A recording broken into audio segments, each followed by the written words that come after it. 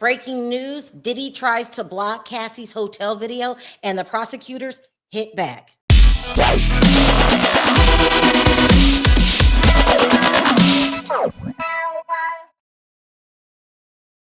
All right, you guys, there is a lot going on, a lot.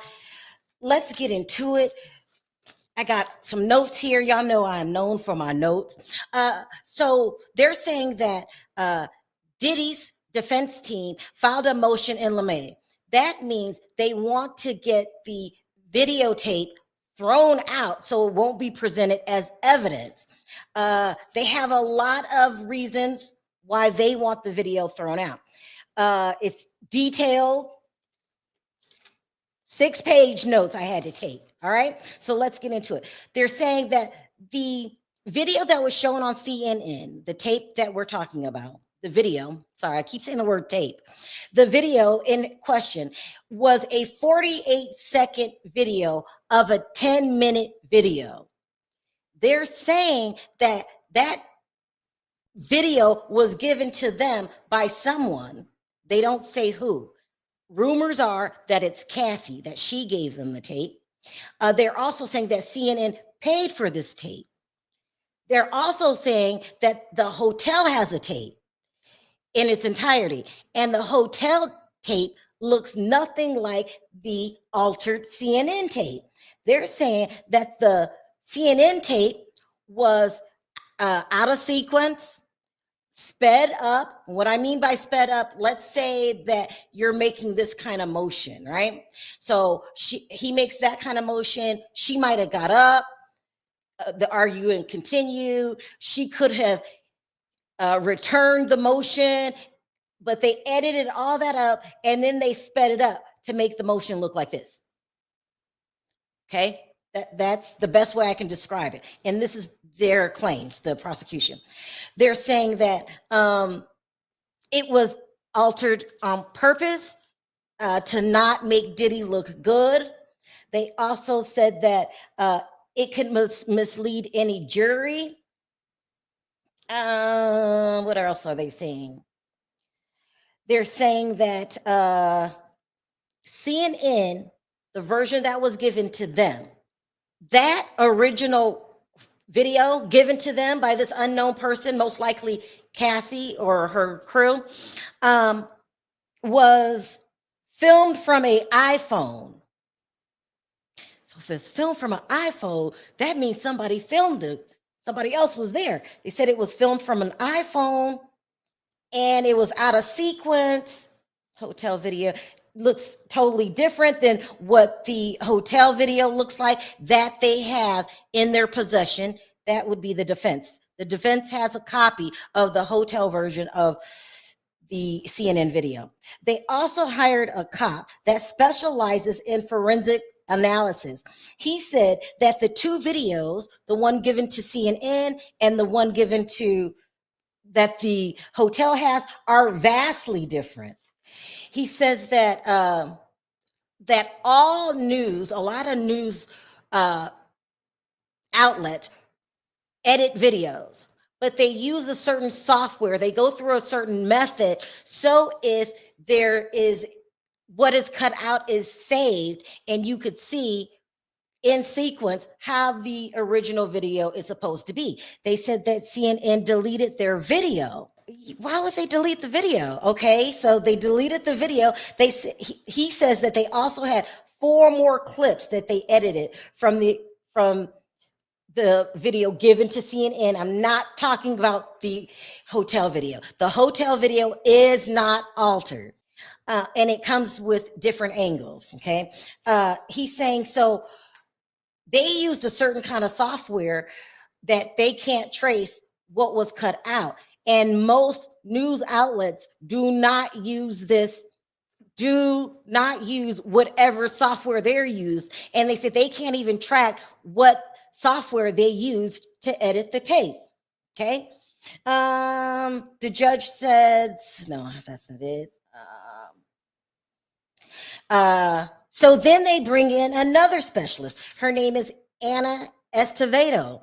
She says the firm that was hired by CNN to edit the tape. It's called DWT. She says that she has an email from them saying, from CNN, saying that they deleted the original footage. Wow. Because when first asked, CNN said that they didn't delete any of the original footage. Original footage given to them again. And so there's no way possible to put the tape back in its original form in the sequence that it happened, because CNN doesn't have their original footage. Now that's not good. Why is it gone? Okay.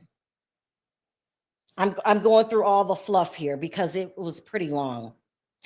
They're also accusing the defense, the prosecution, and CNN of not doing a thorough investigation to find out what software was used to edit it and how the original video got deleted.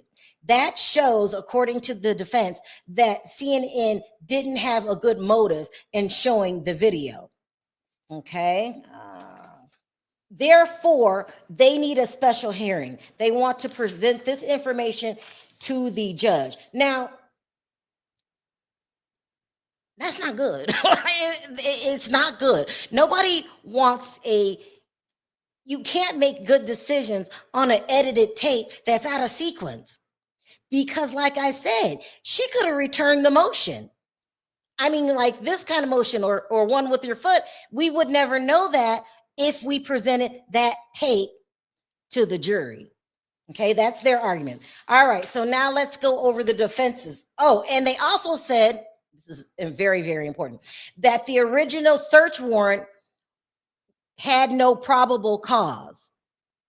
So they're saying you went in a man's house illegally because the information that was given to you most likely was the information given from this tape.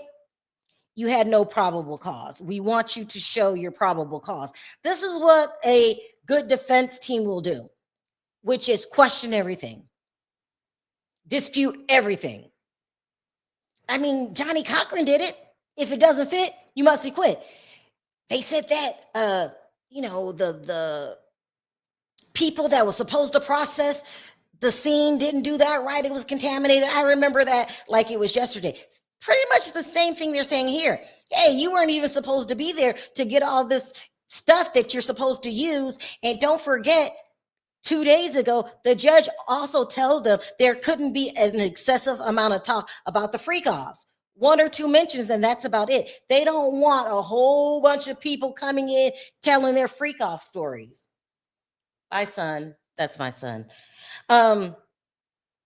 Because they don't think it's necessary. So they got that in their favor. We'll see what the judge does with this. Now let's talk about the prosecution's response. They're saying that all tapes are edited on the news, not all, but a lot are, and it's not unusual to delete the original footage. I don't know. I'm told it's not, it's very unusual, but they're going in front of a judge and the prosecution aren't dumb, so maybe they know what they're talking about. They're saying it's done all the time, these special edits. I've seen some, they get to the important parts, but there's a difference between editing it to get to the important parts than speeding it up and making it seem like he was doing a motion like this consecutively. It's that's a big difference. If you ask me, I'm not an attorney. Also, they're saying that they had probable cause. So they're going to present their probable cause again of why they went into the home in the first place. Also, too, this has nothing to do with the case, but have you guys seen those pictures of how the feds left his homes? It was Miami, it was California, and New York. Those are the homes that they went in at the same time, simultaneously. And they're going to also say that that was overkill at the same time, and overkill that they filmed it made it newsworthy. They're saying that was overkill. It could have been. It very well could have been. But this is what the defense is saying. Let me also go back to my notes. I mean, I have so many notes. It's insane. They said that the search warrant was probable. They're saying that there's another case that they used called Frank's hearing that did the same thing, that went into someone's house. You know, they use case law, so it's been done before. It wasn't done to make him look bad. But you know what? It wasn't done to make him look bad, and they say they have probable cause.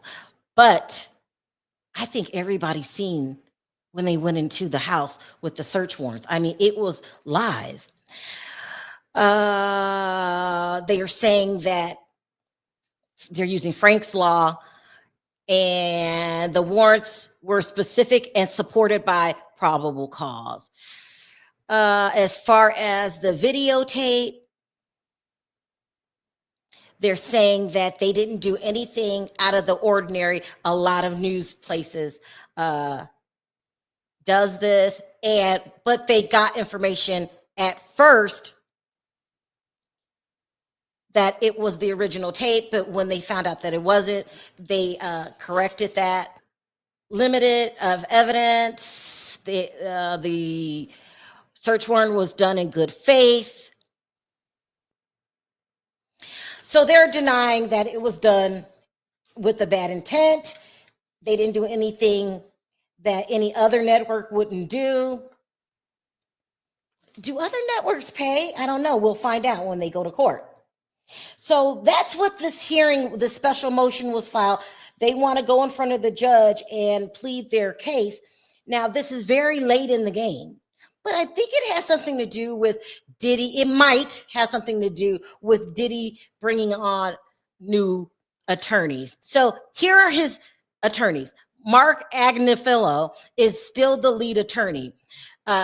Tenny Garagos is Mark Garagos' daughter. Mark Garagos is a high-profile attorney that gave commentary. I believe it was on CNN for the O.J. Simpson case. That was the very first time he was in the spotlight, but he's been covering a lot of other cases on CNN and any other network after that. He was Michael Jackson's attorney at one time. He's a big-time attorney. Brian Steele, who is an attorney based, who gained national attention for the Young Thug case. Oh, okay. So they just got off Young Thug, Brian Steele. They also, Alexandra Shapiro, a former clerk for the Supreme Court Justice Ruth Bader. I loved Ruth Bader Ginsburg. She was a great Supreme Court judge.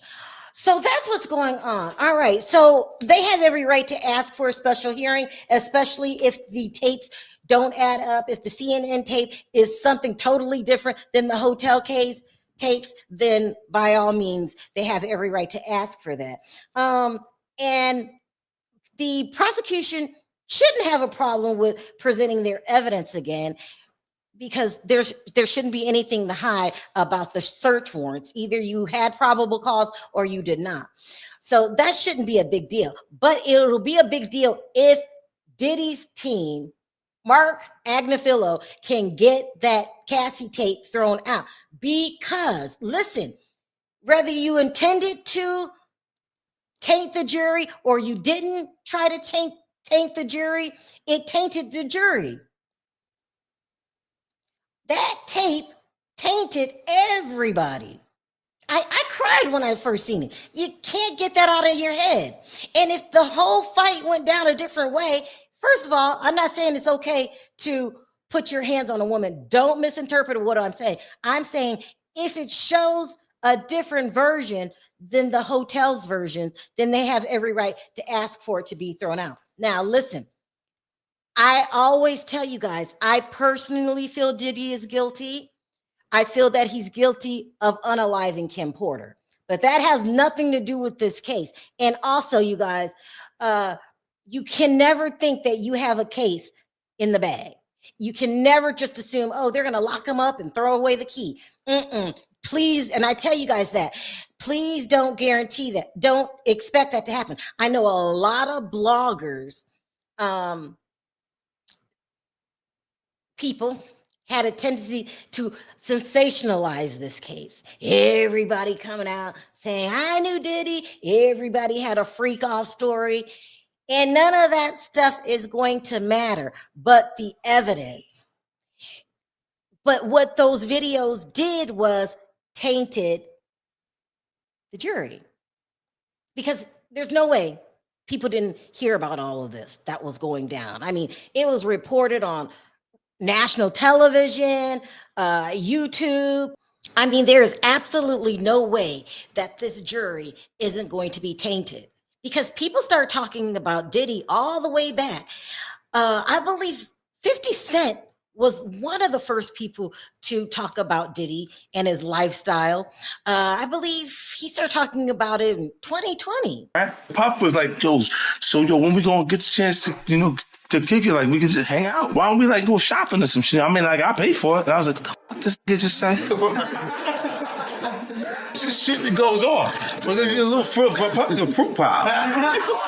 You see these little weird ass pictures and shit like that out there. I'm just sitting out there for no reason. Yo, favorite accident pictures with me like kissing niggas. Chill. Like that doesn't happen by accident. You know what I'm saying? Like, I'm trying to tell you the truth.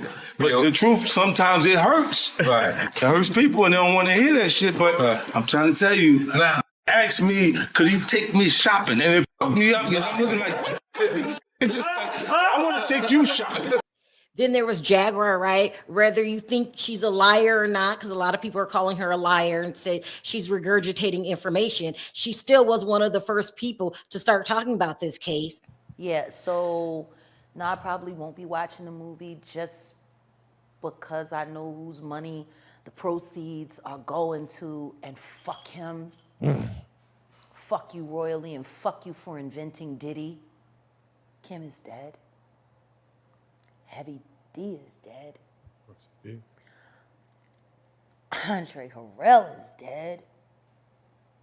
The only two left are Puffy and Al almost died. Isn't that interesting? And then there was Mark Curry, which his was very, very different than the other two, because he said he witnessed Diddy putting his hands on women. He said Kim Porter, Cassie, he actually said that. So you're not surprised when you hear Cassie say that, Diddy, he used to hit her and she had to cover up her bruises with makeup. You're not surprised when you hear that. Couple. And it was back then. He used to, do that with Misa. So, one thing I always say is, as a man and as anyone in a relationship, we often go through these kind of things. So I've seen it in the same thing, man. It becomes a problem. Something you do once or twice, you get over. First, you're not supposed to put your hands on a woman's the way I was raised. And the only person that really put their hands on women really is men who have feminine traits. So, it really takes a coward to put his hands on a woman. So, a man is so strong enough, we can just walk away. You can do, it's so many different things that you can do other than get upset, put your hands on a woman. But that comes from a man who's not quite a grown. Then there was Gene Deal, who worked with Diddy. He was Diddy's bodyguard for a significant amount of time, but not during the freak-offs. But before that, and people we wanted to know what was Diddy's life like when you were around him. Because Puff wasn't, he wasn't born a monster. You know what I'm saying? He was made into a monster, brother. Do you understand what I'm saying? He was made into a monster from the stuff that happened to him, the things that he had to do. You understand? The things that he had to do to become who he is. You know what I'm saying? It's like this, brother. You never like something so much that you can't do without, and you never be willing to do anything to get where you want to be at. You got to have principles, you got to have morals, you got to keep with that stuff. And in that music business, a lot of that stuff get thrown out the window. You understand? And that's what happened to him. He started doing the things to other people that was done to him. And you know what I find really interesting? Just from those people that started talking about it first, it doesn't mean that Jaguar Wright is telling the truth. She was just one of the first people to talk about it. It doesn't mean that he's going to be locked away because they shared their stories, like Mark Curry and Gene Deal. All it means is that the jury is tainted. There's no way that anybody on this planet that followed the Diddy story didn't hear these interviews. And those were the good ones. Then they just got outrageous when it was just, I mean, it was just obvious people were just lying, just making up stuff. That's why I hate it when people do that. Not Gene Deal, not Mark Curry, not 50. When people like Jag just get stories just get more and more outrageous because it taints the jury. So they have to find a jury that can still judge them, still judge Diddy as an innocent man until proven guilty. So it's going to be a interesting case, most definitely. But lots going on in this video today. So let's talk about it down in the comment section. What do you guys think? Do you think that the tape should be thrown out? The video? Should the video be thrown out? Because one of the defense strong argument is, what does this video have to do with trafficking? Yeah, it's not morally good to put your hands on a woman. Well, what does this have to do with trafficking? And then the prosecution says it has everything to do with his character. So it's going to be an interesting thing to watch because both sides have what they call the best of the best. The defense team is outstanding, but we all know how the Eastern District is in New York. I mean, the Southern District of New York, with a 98% conviction rate.